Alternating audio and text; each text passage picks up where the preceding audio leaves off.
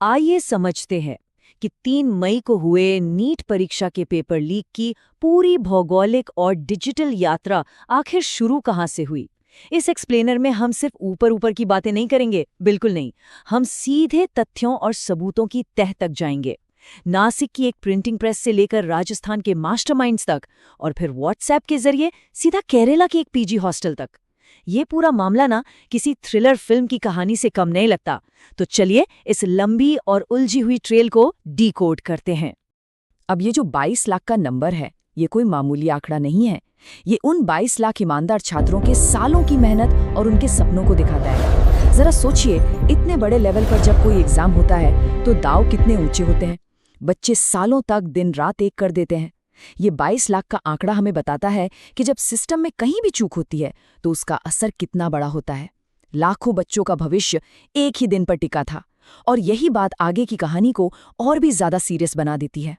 तो चलिए इस पूरी डिटेक्टिव ट्रेल को एक एक करके क्रमानुसार समझते हैं। सबसे पहले हम बात करेंगे प्रिंटिंग प्रेस ओरिजिन की, फिर देखेंगे मिडलमैन ट्रांजिट नेटवर्क, उसके बाद व्हाट्सएप डिस्ट्रीब्यूशन हब, फिर वो हैरान करने वाला केरला हॉस्टल ट्विस्ट, और आखिर में इस पूरे लीक का खुलासा कैसे हुआ। तो हमारी लिस्ट में सबसे पहले है प्रिंटिंग प्रेस ओरिजिन, जहां से ये 15 दिन की उल्टी गिनती शुरू हुई। देखिए, एग्जाम से ठीक 15 दिन पहले महाराष्ट्र के नासिक की एक प्रिंटिंग प्रेस में पहली सेंधमारी होती है। किसी अंदर के ही आदमी ने, यानी किसी इनसाइडर ने वहां से पेपर लीक कर दिया। अब यहां से ये पेपर सीधे पहुंचता है जयपुर में बैठे 2 कथित मास्टरमाइंड्स के पास। लेकिन बात यहीं खत्म नहीं होती। जयपुर से ये पेपर बिल्कुल एक पार्सल की तरह ट्रैवल करता है और पहुंचता है हरियाणा के गुरुग्राम, जहां एक डॉक्टर मिडलमैन यानी बिचौलिए का काम कर रहा था।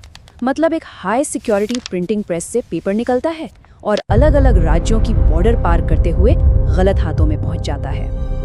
अब आता है हमारा दूसरा अहम हिस्सा, मिडलमैन ट्रांजिट नेटवर्क, जहां ये पेपर राज्यों की सीमाओं के पार जाता है। चलिए देखते हैं कि ये नेटवर्क आखिर बना कैसे। इसके रूट को ट्रैक करते हैं। स्टेप 1, जयपुर के मास्टरमाइंड्स। स्टेप 2, गुरुग्राम का वो डॉक्टर जो मिडलमैन था। और फिर आता है स्टेप 3, जो कि एक बहुत बड़ा टर्निंग पॉइंट है। यहां से ये पेपर सीधा पहुंचता है राजस्थान के सीकर की एक कंसल्टेंसी कंपनी में। अब आप जानते ही हैं, सीकर कोचिंग का एक बहुत बड़ा हब है, तो पेपर का वहां पहुंचना सीधा सीधा इस बात का इशारा था कि अब ये लीक एक बहुत बड़े कमर्शियल लेवल पर फैलने वाला है। फिजिकल ट्रैवल के बाद अब बारी आती है डिजिटल दुनिया की। हमारा तीसरा पॉइंट, व्हाट्सएप डिस्ट्रीब्यूशन हब, जिसे नाम दिया गया प्राइवेट माफिया। सीकर पहुंचने के बाद इस पेपर को बांटने के लिए सीधा डिजिटल टेक्नोलॉजी का सहारा लिया गया। अब ये जो प्राइवेट माफिया है ना, ये कोई मनगढ़ंत नाम नहीं है, बल्कि ये सच में 400 मेंबर्स वाले एक व्हाट्सएप ग्रुप का नाम था। और यही ग्रुप इस पूरे नीट पेपर लीक का मेन डिस्ट्रीब्यूशन हब बन गया। जो पेपर पहले सिर्फ कुछ लोगों के पास था, वो इस ग्रुप के जरिए आग की तरह फैलने लगा। मतलब जो एक फिजिकल ब्रीच था, वो अब एक मास डिजिटल ऑपरेशन बन चुका था। इस पूरे खेल का जो अर्थशास्त्र है ना, वो सच में आपको हैरान कर देगा। कीमतों पर जरा गौर करें। नॉर्मल एस्पिरेंट से 5 लाख रुपए तक वसूले गए। लेकिन सबसे चौंकाने वाली बात है नागौर का वो छात्र। उसने इस एक पेपर के लिए पूरे 28 लाख रुपए दे दिए। 28 लाख। और वहीं दूसरी तरफ सीकर कंसल्टेंसी वाले आदमी ने चूरू के अपने एक दोस्त को यही पेपर सिर्फ 30,000 रुपए में दे दिया। ये साफ दिखाता है कि इस प्राइवेट माफिया के लिए ये सिर्फ एक धंधा था, जिससे जितना पैसा निकाला जा सकता था उतना निकाला गया। इसके बाद कहानी में आता है हमारा चौथा पॉइंट, केरला हॉस्पिटल ट्विस्ट। एक ऐसी डिजिटल जंगल की आग जिसकी किसी ने उम्मीद नहीं की होगी। अब देखिए यहाँ क्या होता है। सीकर वाले शख्स ने जिस दोस्त को 30,000 में पेपर बेचा था ना, वो दरअसल केरल में MBBS की पढ़ाई कर रहा था। उस स्टूडेंट ने एग्जाम से ठीक एक रात पहले 2 मई की रात को वो पेपर व्हाट्सएप पर अपने पिता को फॉरवर्ड कर दिया। अब सबसे बड़ा कैच यहाँ है, उसके पिता वहां एक गर्ल्स पीजी हॉस्टल में काम करते थे। और इसका नतीजा क्या हुआ? एग्जाम से एक रात पहले उस हॉस्टल की सभी लड़कियों के पास वो लीक हुआ पेपर पहुंच गया, बिल्कुल जंगल की आग की तरह। एक इंसान से शुरू हुआ और सिर्फ एक सिंगल फॉरवर्ड के जरिए रातों रात सैकड़ों लोगों तक पहुंच गया। और अब हम पहुंचते हैं अपने आखिरी चरण पर, लीक का खुलासा और वो पुख्ता सबूत जिसने सब कुछ सामने ला दिया। जब इस पूरे मामले से पर्दा उठा तो जो सबूत सामने आए वो बिल्कुल इग्नोर नहीं किए जा सकते थे।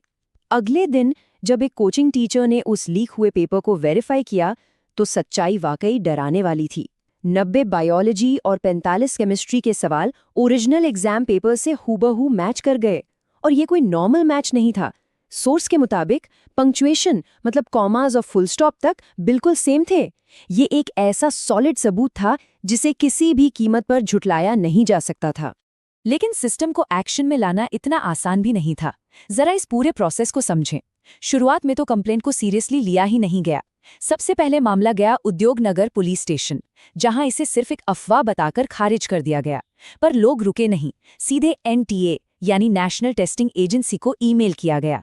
NTA ने मामले की सीरियसनेस को समझा और इसे IB यानी इंटेलिजेंस ब्यूरो को फॉरवर्ड कर दिया। और फिर फाइनली IB ने राजस्थान SOG को इन्फॉर्म किया, जिसके बाद ऑफिशियली इस पूरे नीट पेपर लीक का भंडाफोड़ हुआ। इस पूरे सिनारियो पर सोर्स ने बहुत ही तीखी और डायरेक्ट आलोचना की है। देखिए, हम यहाँ किसी का पक्ष नहीं ले रहे हैं, बस सोर्स के डेटा और नजरिए को निष्पक्ष रूप से आपके सामने रख रहे हैं। सोर्स ने एक बहुत ही फ्रस्ट्रेटिंग कंट्रास्ट दिखाया है।